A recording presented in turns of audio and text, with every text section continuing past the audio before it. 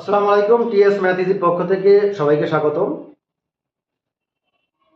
স্ক্রিনে একটা অঙ্ক দেখতে পাচ্ছেন, সেটা হলো দেখেন, চিনির মূল্য 10% কমে যাওয়ায় চিনির ব্যবহার শতকরা কত ভাগ বাড়ালে চিনি বাবদ খরচ একই থাকবে। এটা 41তম বিসিএস প্রশ্ন আসছে, খুবই গুরুত্বপূর্ণ। এই টাইপের প্রশ্ন আমরা সমাধান করার সময় আমরা একটা সূত্র মনে রাখবো, অবশ্যই সেটা মনে রাখতে পারবেন ইনশাল্লাহ। হ্যাঁ, দেখেন আমরা এখানে দুটা সূত্র লিখছি, আমরা দুই টাইপের অঙ্ক দেখবো বা শিখবো, তাই আমরা দুটো সূত্র লিখছি। দেখেন তো, যে অঙ্কটা দেখতে পাচ্ছেন মানে বোর্ডে, সেটা হলো 10% চিনির মূল্য 10% কমছে, তাহলে ব্যবহার বাড়াতে হবে। দেখেন তাহলে আমাদের কোন সূত্রটা যায় ওর সাথে, দেখেন তো, মূল্য মূল্য হ্রাসের ক্ষেত্রে, তাহলে দেখেন চিনির মূল্য কিন্তু হ্রাস পেয়েছে, ব্যবহার বাড়াতে হবে। তাহলে এই ক্ষেত্রে আমার যে অঙ্কটা দেওয়া আছে তার সাথে এই সূত্রটা যায়। তাহলে দেখেন আমরা কি রাখবো, তাহলে আমাদের ব্যবহার বাড়াতে হবে। তাহলে কত দেখেন আমরা রাখবো 100 গুণিত কি রাখবো, মূল্য হ্রাস। তো কত বেড়েছে? 10%। আমরা শুধু পার্সেন্ট লাগবো, শুধু 10 লাগবো, বাই 100 বিয়োগ ওইটাই একটা পার্সেন্টেজ দেবো, অঙ্ক শেষ। তাহলে উপরে আমরা পাচ্ছি 100 গুণিত 10/90, এটা কেটে গেল শূন্য, তার মানে 100/90।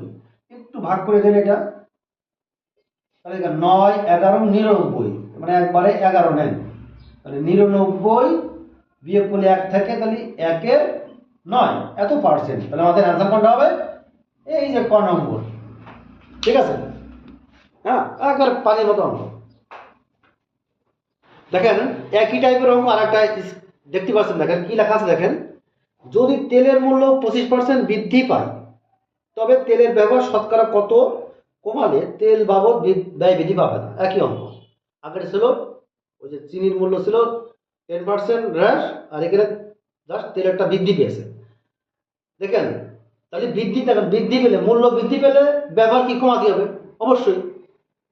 তাহলে আমাদের কি হবে? তাহলে সূত্রটা দেখেন, ওই অঙ্কের সাথে এই সূত্র যায়। তাহলে আমাদের কি হবে সূত্র দেখেন, আমরা হলো তাহলে কি, তাহলে ব্যবহার হ্রাস, তাহলে কত করা লাগবে? প্রথমে লাগবে 100 লাগবে, তারপরে কতটুক মূল্য বৃদ্ধি পাইছে?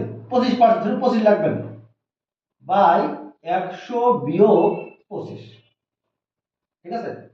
তাহলে আমরা কত পাচ্ছি দেখো তো, এখানে আমরা যেটা পাবো সেটা হচ্ছে যে এখানে 100 গুণিত 25 বাই কত পাবো? 75।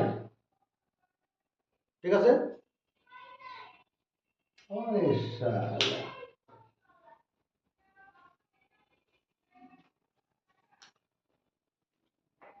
দেখেন একটা অঙ্ক, দেখেন একটা স্ক্রিন, একটা বোর্ডে অঙ্ক দেখতে পাচ্ছেন, সেটা হলো ঠিক আছে, দেখেন আমরা আমরা আরেকটা অঙ্ক দেখে ফেলি।